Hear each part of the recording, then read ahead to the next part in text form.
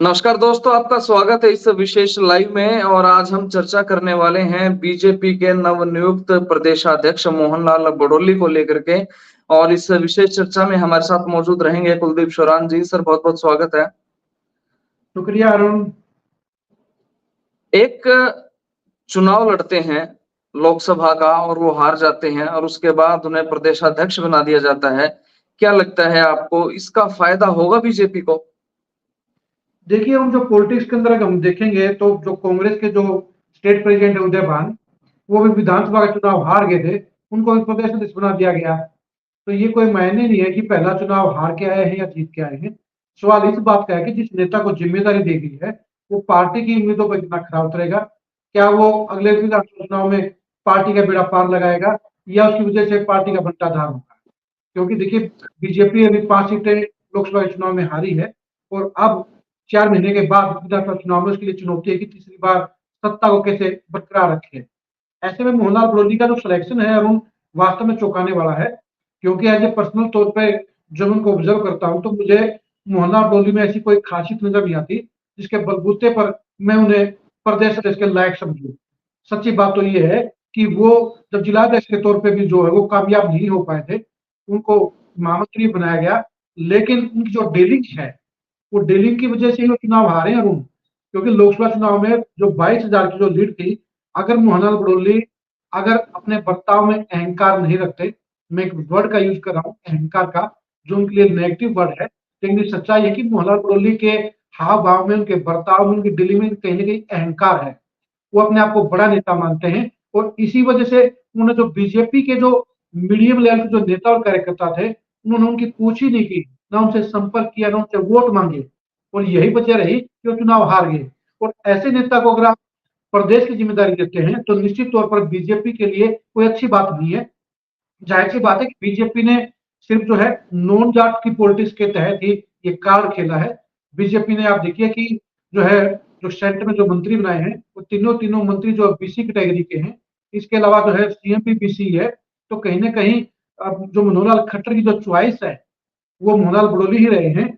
और वैसे भी आप देखिए कि जो 4 दावेदार टोटल थे अरुण इस मामले में, पंजाबी कोटे से मनीष ग्रोवर थे, जाट कोटे से सुभाष बराड़ा थे, और पंजाबी से क्या कहते हैं अपना एससी कोटे से कृष्णाल पंवार थे, और ब्राह्मण कोटे से मोहनलाल बड़ोली थे। आप देखिए कि चारों के चारों नेता जो है खट्टर साहब के नजदीकी है। तो ये जो च्वाइस है ये खट्टर साहब की च्वाइस है। और मुझे नहीं लगता कि बीजेपी को फायदा होगा। देख रू क्या कि लोकसभा के चुनाव में बीजेपी को पहले से ही 80% जो है ब्राह्मणों ने वोट देने का काम किया था। अब आप बताइए क्या विधानसभा चुनाव में क्या इससे ज्यादा ब्राह्मण वोट मिल जाएंगे? मेरा नहीं, जवाब तो ना बड़ी है। बात बड़ी बात ये भी है, जब मोहनलाल बड़ोली ने चुनाव खुद का लड़ा था, अगर एक संगठन की दृष्टि से भी देखें तो वहां पे अध्यक्ष, पूर्व अध्यक्ष, हल्का अध्यक्ष, जितने भी पदाधिकारी हैं, सभी ने, मतलब अगर एक आकलन करें तो मैक्सिमम लोगों ने इनकी खिलाफत करने का काम किया है। संगठन के रूप से मुझे नहीं लगता कि मोहनलाल बड़ोली इतने कारगर थे। अगर कारगर होते तो वो अपने घर को बचा लेते, अपने घर को ही बचा लेते। बिल्कुल सही बात है वो। अंदर की बात तो ये है उनकी, उनको अपने गांव में भी जीत हासिल करने के लिए अपने गांव में 3 बार पंचायत करनी पड़ी, 3 बार हाथ जोड़ने पड़े। जाहिर सी बात है मोहनलाल बड़ोली के अंदर जो क्वालिटी जो प्रदेश के उसके लिए होनी चाहिए वो क्वालिटी में नहीं है। ठीक क्या है कि पहली क्वालिटी ये होनी चाहिए कि उस नेता का पूरे प्रदेश में नाम हो, जनाधार हो, रसूख हो। दूसरा है वो अपनी बिरादरी का सबसे बड़ा नेता हो, उसकी एक वोटिंग अपील हो, वो बहुत अच्छा वक्ता हो। तीसरा, उसका अपने जिले में डंका बजता हो, वो अपने जिले का सबसे बड़ा नेता हो। ये तीनों ही क्वालिटी मोहनलाल बड़ोली में एक भी नहीं है। तो ऐसे में बीजेपी ने किस मकसद से उनको प्रदेश अध्यक्ष बनाया तो बीजेपी आलकमान ही जानती है। लेकिन मुझे लगता है कि बीजेपी ने इनको जो प्रदेश अध्यक्ष बनाया है उसका बीजेपी को चवन्नी का फायदा भी नहीं होगा, बल्कि कहिए 5 पैसे का फायदा होगा। जो 80% जो वोट जो बीजेपी को मिले थे, अब वो ये हो सकता है 85% हो जाए, लेकिन इससे ज्यादा फायदा नहीं होगा। और आप देखिए कि बीजेपी ने 2 बड़े वोट बैंक, यानी कि 25% के आसपास जो है जाट वोट बैंक है वो, और जो है 28% जो एससी वोट बैंक है, दोनों मिला के 53% वोट हो जाते हैं। और हम्म। दोनों ही वोट बैंक में से बीजेपी ने एक को भी अध्यक्ष बनाने के लायक समझा।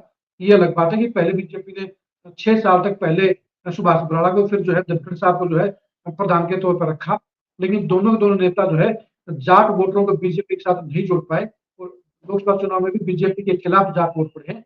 ऐसे में कहीं न कहीं बीजेपी को एहसास हो गया होगा कि जाट वोट उन्हें नहीं मिलेंगे, चाहे प्रदेश अध्यक्ष बनाए ना या ना बनाए। उस बात में मैं सहमत भी हूँ कि बीजेपी कुछ भी कर ले, जो है लगभग जो है 80% जो है जाट वोट वो बीजेपी के खिलाफ हैं। ऐसे में जाट नेता को प्रदेश अध्यक्ष नहीं बनाना बीजेपी का सही फैसला है, लेकिन मैं मानता हूँ कि बीजेपी को एसटी नेता को उन्हें प्रदेश अध्यक्ष बनाना चाहिए था। अब सोचने की बात है कि क्या वो चमार वोट बैंक से बनाते या वाल्मीकि वोट बैंक से बनाते या वो दाणे वोट बैंक से बनाते। क्योंकि आप देखिए कि कांग्रेस के पास भी जो प्रदेश अध्यक्ष वो चमार समुदाय से है, लेकिन बीजेपी में आप देखेंगे बीजेपी में भी आप देखेंगे कि जो राज्यसभा के मेंबर हैं, वो भी जो है चमार समुदाय से हैं। बीजेपी के जो है एक मंत्री हैं, वो भी चमार समुदाय के हैं। बीजेपी का जो एसटी मोर्चे का जो सेल का जो चेयरमैन है, वो भी चमार समुदाय से है। तो इसलिए कहीं न कहीं जो नाम से था कृष्णलाल पंवार का, इसलिए कट गया कि ये मैसेज गया कि भई जो है अगर सारे ही पद अगर चमार वोटरों को दे दोगे, वो नेता को दे दोगे तो पार्टी के लिए मैसेज खराब जाएगा। बाकी जो ऐसे वोट बैंक उसमें नाराज़गी जाएगी। लेकिन मुझे लगता है कि बीजेपी को अगर किसी चमार को अगर प्रदेश अध्यक्ष नहीं बनाना था, तो उस कंडीशन में बीजेपी को किसी वाल्मीकि नेता को प्रदेश अध्यक्ष बनाना चाहिए था। उसका मैसेज बढ़ा जाता, कम से कम जो 8% जो वाल्मीकि वोटर हैं, कम से कम वो 8% वोटर तो जो है कहीं न कहीं बीजेपी के साथ 90% जा सकते थे। सर बड़ी बात है। अभी पीछे ना एक बयान आया था कुलदीप शर्मा का, जब सोनीपत के अंदर भूपेंद्र सिंह हुड्डा का कार्यक्रम था, कार्यकर्ता सम्मेलन, तो उसमें वो कह रहे थे कि जो चमार वोटर है वो कांग्रेस के पास 70 साल बाद वापिस आया, मतलब 30 साल बाद वापिस आया है। यानी कि उनको इंतजार था और बीजेपी ने इस पे कोई वर्कआउट ही नहीं किया कि उनको अगर वो कोई वोट बैंक आपसे खिसक रहा है उसको कैसे कंट्रोल किया जाए। देखिए, सिंपल सी बात है कि आप उसमें जो है जो हालात हैं, जिन सीटों पर जो है बीजेपी चमार नेता वो उतारेगी, वहाँ तो वोट बैंक उनको वोट मिलेंगे। आप ये सोच लें कि भई प्रदेश अध्यक्ष बनाने से अगर वोट मिलते हैं चमार के, तो इस मामले में उदय भान भी फेल हुए हैं। आप देखिए कांग्रेस के जो प्रदेश अध्यक्ष उदय भान, उनके हलके में कांग्रेस को महज़ 500 वोटों की लीड मिली है। ये जो कांग्रेस को वोट मिले हैं, वो कांग्रेस की लोकप्रियता के वोट नहीं मिले, बल्कि वो बीजेपी के विरोध के मिले हैं। क्योंकि ये अफ़वाह फैला दी गई थी, चर्चा फैला दी गई थी कि अगर मोदी को 400 सीटें मिलेंगी, तो संविधान बदल देंगे, आरक्षण खत्म कर देंगे। तो ये जो वोट मिले हैं कांग्रेस को चमारों के और दूसरे ऐसे वोटरों के, वो प्यार और लगाव में नहीं मिले हैं, बल्कि वो मजबूरी में मिले हैं। तो इसलिए सर ये जी, हाँ, मैं ये कह रहा था कि जिस तरह से संविधान को उठाया गया और संविधान की बात की गई, क्या लगता है उसका असर हुआ और जो इस वजह से चीजें सरक गई हैं और मोहनलाल बड़ोलिया ब्राह्मण एक चेहरा प्रदेश अध्यक्ष बना दिए गए हैं, इसका फायदा बीजेपी को कुछ होगा? आपको नहीं लगता कि देखो और नाराजगी होगी 80 वोटर्स में? देखो सिंपल सी बात है कि बीजेपी ने सोच समझ के फैसला उठाया, ये फैसला लिया है और मुझे लगता नहीं कि कुछ ज्यादा फायदा होगा। मुश्किल से जो 5% और जो है वोट है ब्राह्मणों को बीजेपी को मिल जाएंगे, इतना ही फायदा होगा। लेकिन दूसरी साइड में जो है बीजेपी को 95% वाल्मीकि वोट मिल सकते थे, उसका फायदा नहीं उठाया गया है। और अगर कृष्णलाल पंवार को भी अगर प्रदेश अध्यक्ष बनाते, तो वो समारोह भी 10-15% वोट ले सकते थे। यानी मोहनलाल बड़ोली को प्रदेश अध्यक्ष बनाकर बीजेपी को सिर्फ 5 पैसे का फायदा हुआ है। वो फायदा चमार नेता को बना के 15% हो सकता था, वो वाल्मीकि बना के 85% का हो सकता था, या किसी और भी अधिक नागर जो है कार्ड जो था वो ब्राह्मण तो पहले से ही बीजेपी के साथ है। वो अगर चाहते तो बनियों के वोट भी खिसके हैं लोकसभा चुनाव के अंदर, वो किसी बनिया नेता को भी प्रदेश अध्यक्ष बना सकते थे। वो यानी कि बीजेपी का जो सिलेक्शन है बड़ोली के तौर पर, मुझे वो हजम नहीं हुआ है, मुझे स्वीकार नहीं हुआ कि इससे बीजेपी को फायदा मिलेगा। ये क्या है कि आपका प्रदेश अध्यक्ष जो है संगठन का सबसे बड़ा पद है। इस पद पर वो नेता बैठना चाहिए जिसकी जो है लोकप्रियता ज्यादा हो, जो नरमाई रखता हो, जो संगठन को जो है संभालने का मजबूत करने का मादा रखता हो और जिसकी हम्म। अगुवाई में पार्टी जो है चुनाव में मजबूती से चुनाव लड़ सके और जिसकी पब्लिक में अपील हो। असलियत तो ये है कि मोहनलाल बड़ौली की अपने ही जो है ब्राह्मण समुदाय में भी पकड़ नहीं है। अगर आप पूरे हरियाणा के अगर सभी जो ब्राह्मण नेताओं की अगर आप लिस्ट बनाएंगे टॉप 10 में, तो मुझे लगता है कि मोहनलाल बड़ौली का जो नंबर है वो 10वां आएगा। उससे पहले 10 नेता और भी जो है ब्राह्मणों के जो है बड़े बैठे हैं, चाहे वो विनोद शर्मा है, चाहे वो रामविलास शर्मा है, चाहे वो कार्तिकेय शर्मा है। तो इसके हिसाब से जो है जो लंबी लिस्ट है, इनके बराबर में तो आप देखेंगे जो है चाहे वो कुलदीप वत्स है, चाहे वो नरेश शर्मा है, ब्राह्मणों के जो चेहरों की कोई कमी नहीं है, चाहे जो डीपी वत्स हैं, जो सांसद के तौर पर अभी उनका कार्यकाल खत्म हुआ है, तो जो चॉइस थी बीजेपी के पास, तो चॉइस को बीजेपी ने सही तरीके से लिया। मुझे लगता है कि सिंपल तौर पे ये देखा गया कि उनकी संघ की पृष्ठभूमि है, वो खट्टर साहब के नजदीकी है, और जो है उनके जरिए जो है एक पूरी पूरी लॉबी की एडजस्टमेंट होती है। इसलिए मोहनलाल डोली को मेरिट के बेस पे नहीं बनाया गया, बल्कि खट्टर साहब की चॉइस के आधार पर बनाया गया। बिल्कुल, राजू मौर्य जी कह रहे हैं कि अपनी डिस्कशन में लाइव टेलीकास्ट में पब्लिक के सवाल भी लिया करो। आप कमेंट लिख सकते हैं, हम उस पर भी चर्चा करेंगे, जरूर इस चीज पे बात करेंगे।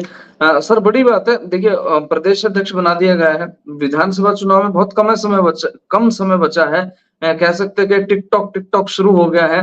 तो क्या लगता है, मोहनलाल बड़ोली जिस हिसाब से प्लेस किया गया है इन्हें, और जिस हिसाब से शॉर्ट टर्म में नायब सैनी को प्लेस किया गया है, इन दोनों का फायदा बीजेपी को उतना हो पाएगा?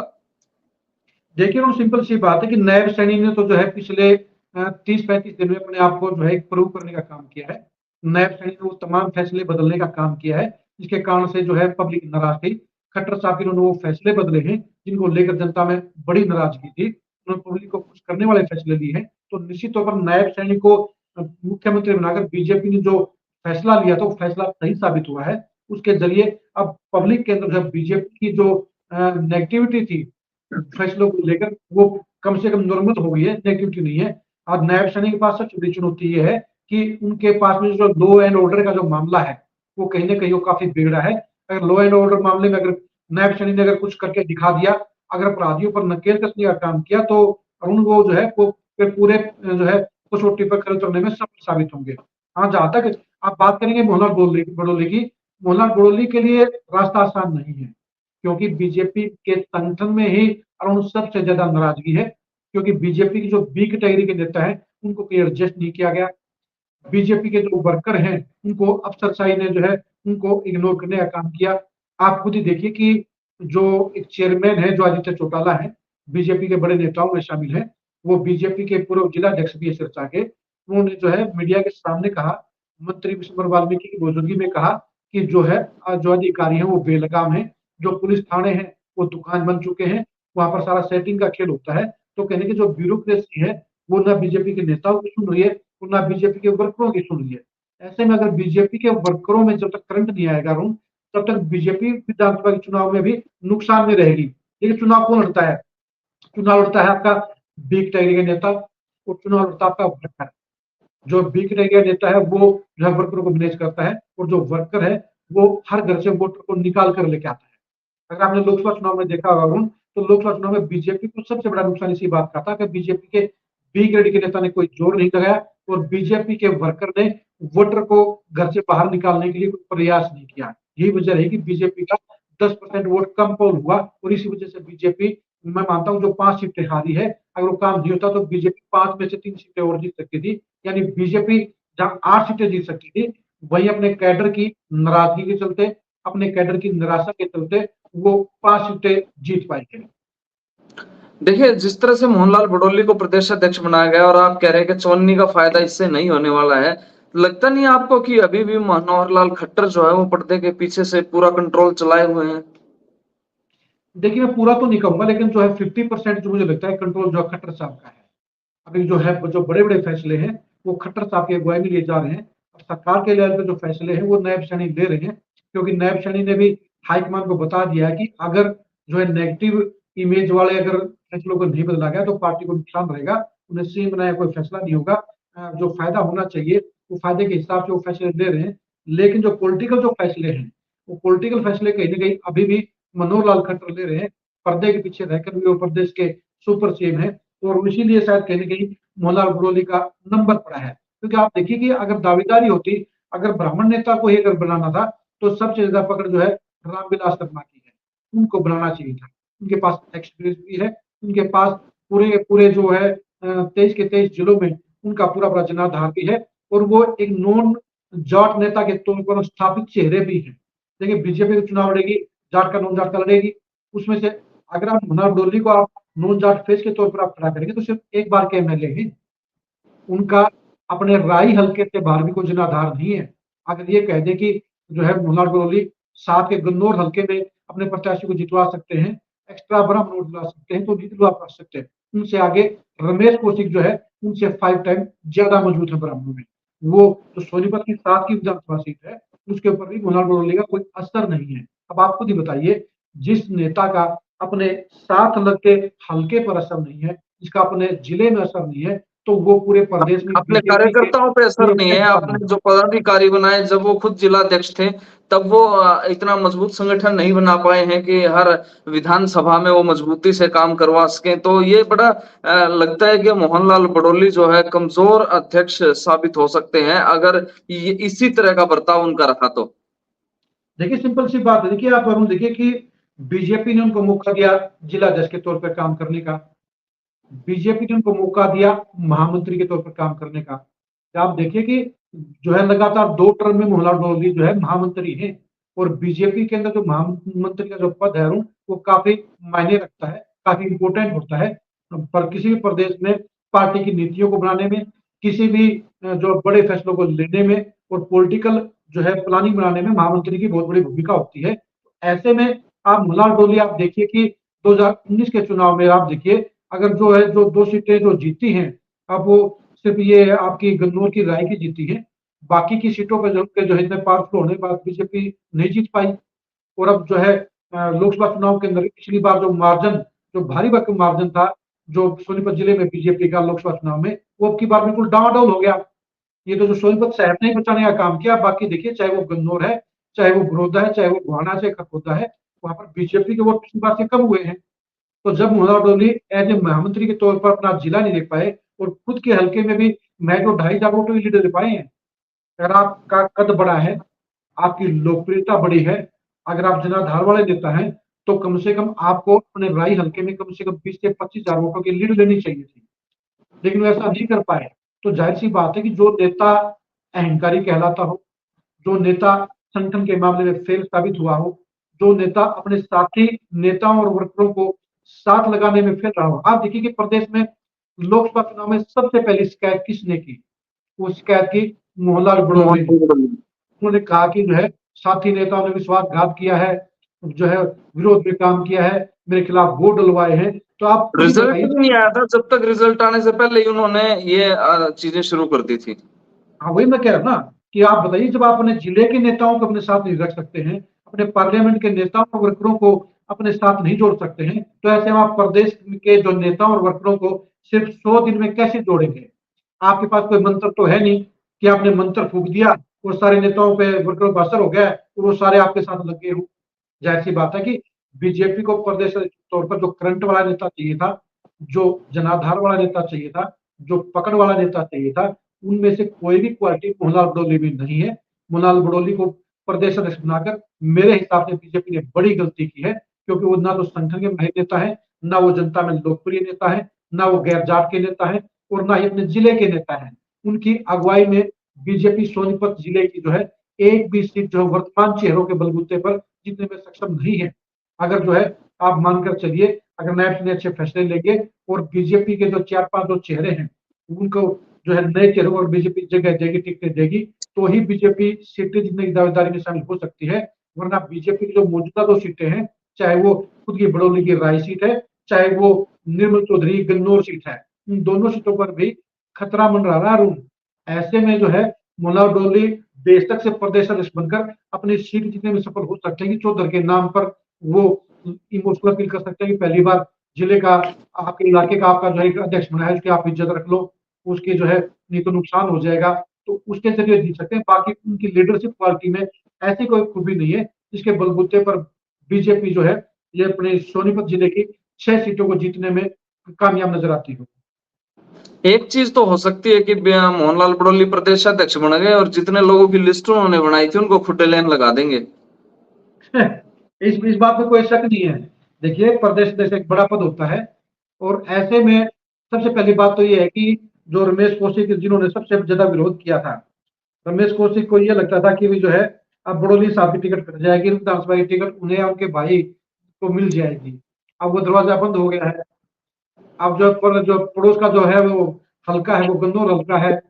जब राई से ब्राह्मण कैंडिडेट है तो गन्नौर से ब्राह्मण कैंडिडेट आ नहीं सकता है। तो ऐसे में जो है ये कह सकते हैं कि मनोहर डोली को जो है प्रदेश अध्यक्ष बनने से रमेश कोसी के परिवार की सियासी दुकान बंद हो गई है, ये कह सकते हैं।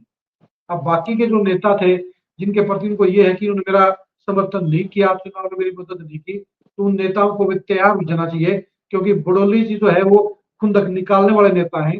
वो जो है उन नेताओं को हाशिए पर डालने का पक्का काम करेंगे, पक्का इंतजाम करेंगे। तो फिर तो वो बात आपकी भी सही होगी कि जो 6 नेताओं का नाम आपने लिया था, चाहे उसमें योगेश्वर दत्त हो रहे, इनका भी अब काम तमाम होगा।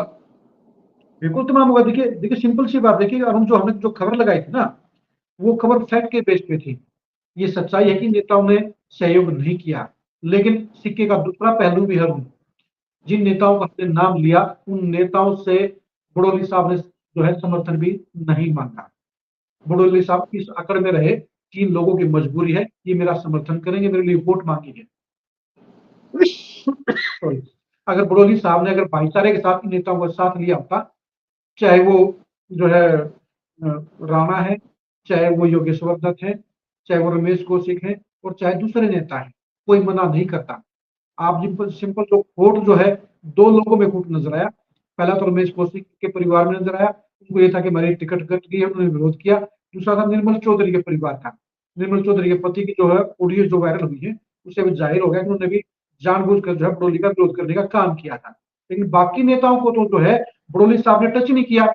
बड़ोली साहब ने अपने आप को बड़ा नेता पहले ही मान लिया था। अरुण, महामंत्री बनने के बाद जो है कहीं ना कहीं बड़ोली साहब एक बड़ी फील्ड में आ गए थे, और बड़ी फील्ड में आने के चलते जो मीडियम जो नेताओं को अपने बराबर के लेवल पर नहीं समझा, जबकि चुनाव जीतने के लिए आपको ए, बी और सी तीनों कैटेगरी के नेताओं को साथ लेकर चलना पड़ता है।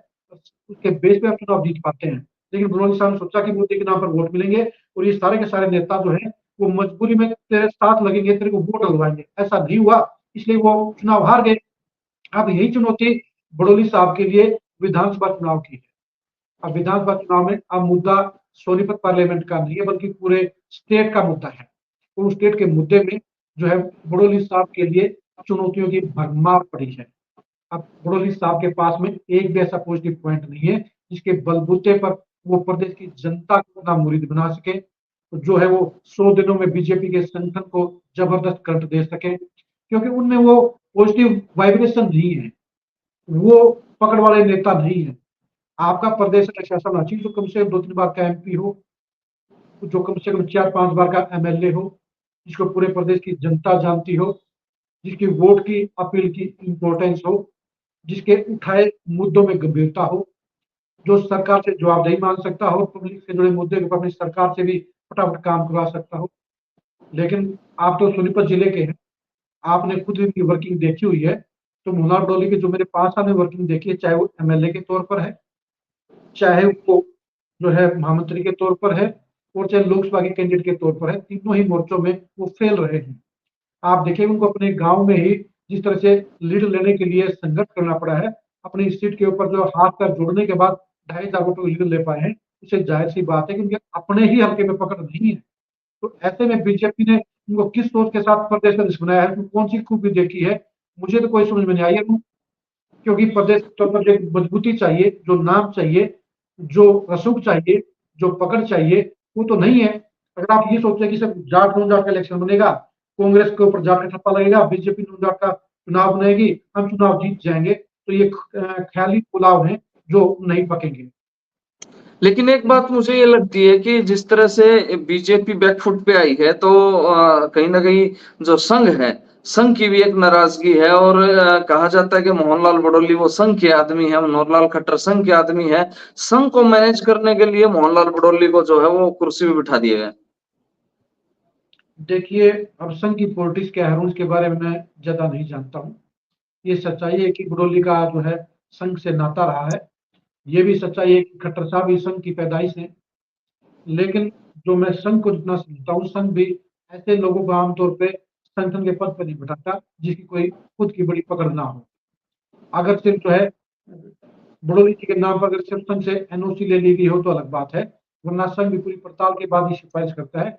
मुझे ये लगता है कि जो है फैसला करवा लिया गया खट्टर साहब ने इसके बनवाने के लिए, और जो है एनओसी ले ली गई है संघ परिवार से। संघ परिवार की इच्छा से नहीं बनाया गया, संघ परिवार की अनुमति से बनाया गया। देखिए 2 चीज होती हैं। एक तो होता है संघ परिवार सिलेक्शन करता, नाम देता, और दूसरा होता है कि भाई खट्टर साहब ने नाम ले दिया और संघ ने उसको ओके कर दिया। तो मुझे लगता है कि ओके वाली कैटेगरी है, संघ की सिलेक्शन वाली कैटेगरी नहीं है। और यही वजह है कि मुझे तो इसमें जो है लगता नहीं कि बीजेपी को इस फैसले से कोई भी फायदा होगा, क्योंकि बीजेपी को जैसा प्रदर्शन चाहिए था उसमें कोई भी क्वालिटी जो है बड़ोली साहब में नहीं है। बड़ोली साहब जो है बीजेपी का बेड़ा पार नहीं कर पाएंगे, बल्कि उनकी वजह से बीजेपी का बंटाधार जरूर हो सकता है।